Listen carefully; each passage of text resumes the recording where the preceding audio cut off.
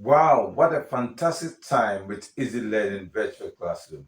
Learners, take your learning tools and let us start the learning process. What will be the state of this world without law and order?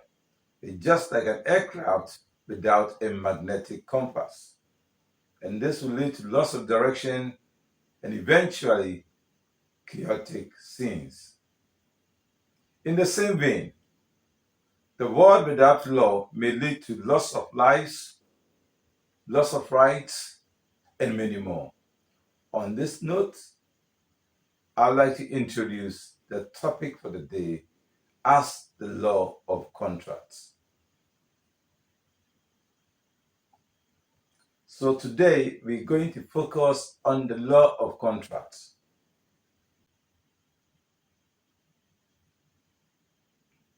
We have the following learning outcomes. The first one, explain the term the law of contracts. The second, list and explain at least two essentials of a valid contract.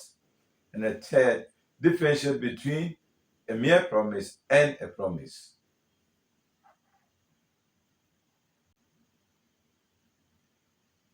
What then is the law of contract? This is a legal binding agreement between at least two parties, either to do an act or to refrain from an act, which has legal consequences or effects.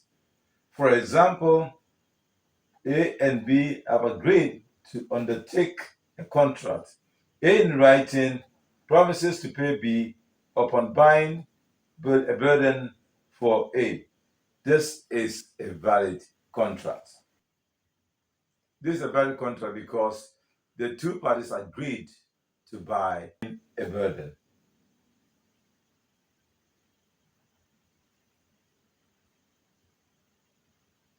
Now, what then is promise? A promise is an obligation of the parties to a contract or an agreed act to be performed under a contract. Then remember this. A mere promise is not a contract because it has no specific reference to contract. For example, I'll buy you a package upon return from work with no reference to contract. This is not a valid contract.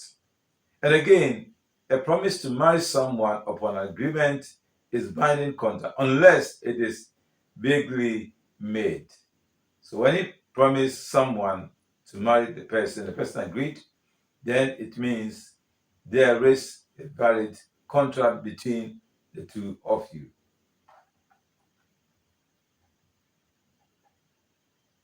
The next to consider are the essentials of a valid contract. The very first one is offer and acceptance. Offer and acceptance. What is an offer?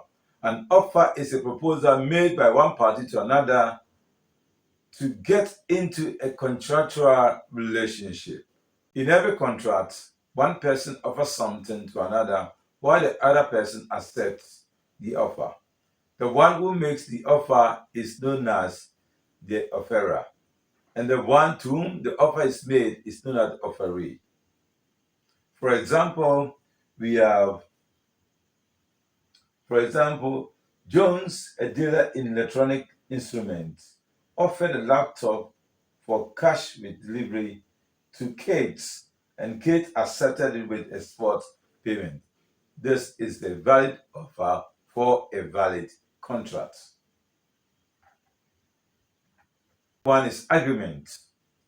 The persons involved in the contract must reach the final decision regarding to a particular contract. This means that there should be a meeting of minds, which means they should believe in the same thing on the consideration or the same sense or direction.